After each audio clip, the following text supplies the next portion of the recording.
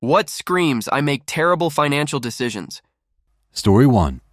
I used to work at GameStop. I had a customer that bought a PlayStation because a particular exclusive game came out for it, then would trade the system and game in to buy an Xbox when a new exclusive for it came out about a month later, and would go back and forth trading the respective consoles and games in every few months. I tried to convince him to just own each system and buy the games for each when they release because he was losing so much money doing what he was doing. His response was that he couldn't afford to buy both at the same time.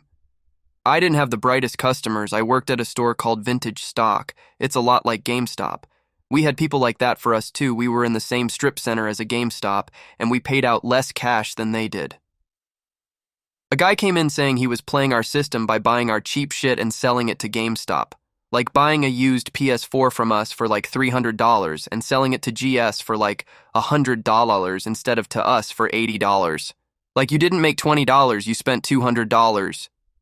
WTF. Story 2. Setting up a GoFundMe account to get their Facebook friends to pay for their wedding instead of opting for a simpler wedding or having a longer engagement or eloping now and having the big party later, while still going out to dinner every other night and taking expensive trips. Story 3. Asking your friends on FB for $250 to pay your bills, then post pics the next day of you at the movie theater with $40 of snacks. I have a friend who asks to borrow more than she actually needs so that she can still go out and party. For example, she may only need $200 but will ask for $300 so that she has an extra $100 to buy booze and party with. Edit. A lot of you are asking if she pays back. She has always paid me back. Not sure about the many others, but wouldn't be surprised. But not when she says she will. It took her nearly 3 months. 3 months after the date she told me she would be able to pay me back. To pay me back $100. I've also witnessed her borrow money from someone to pay back someone else.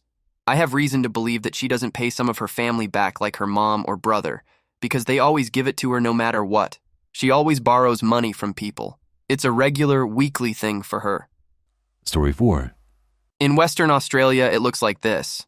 Get laid off by mining company that was initially paying you well, specifically because it isn't a secure position, but never mind that. Already taken out a $600K plus loan on a house, a $80K loan on a sick V8 Commodore, plus another $10K putting in performance cams and a straight-through exhaust so you can pull mad skids. This is all on the justification that I'll be able to smash these loans out in a couple years on this salary, eh? Fuck. What do now? What's that? Tickets to Bali are $300 return. Better take the family for a booze-fueled cheap shit buying bonanza. It's fine. We'll just remortgage the house. Dead fucking easy.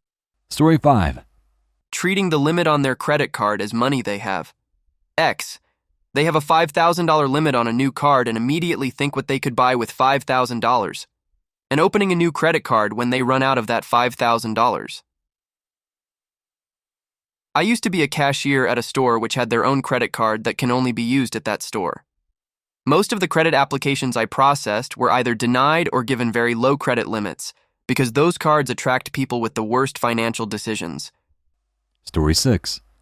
Eating out for lunch every single day and complaining about how poor broke you are. No shut, Sandra. Was that peanut and chicken kale salad with a side of pasta and extra bakery treat really worth it? Story 7. In my part of the world, it's the newly hired on the oil rigs when the market is booming. Go out buy a truck with a $1,000 monthly payment, then buy a house with a $3,000 monthly payment. Then when the market drops, they lose it all, and their credit ends up ruined, so it's harder to find a decent car place to live.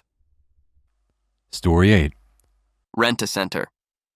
Heard a coworker talking about their new bong, and she showed me a picture of it on a table with burn marks.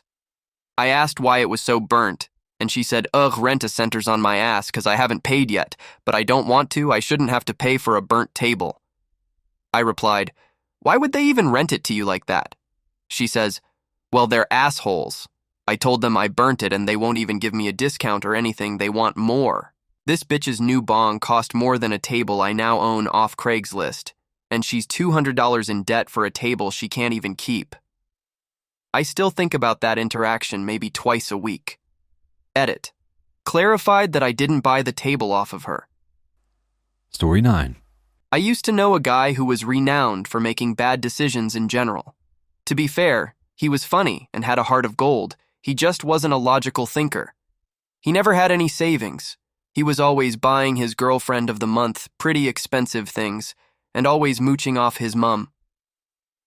One of the more flawed decisions that has always stuck with me was when his car broke down.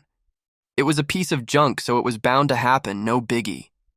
He was feeling pretty blue because of it, as well as a collection of other things that had happened around the same time, largely through his own choices. So he decided that in order to finally become a winner, he needed to look and feel like a winner.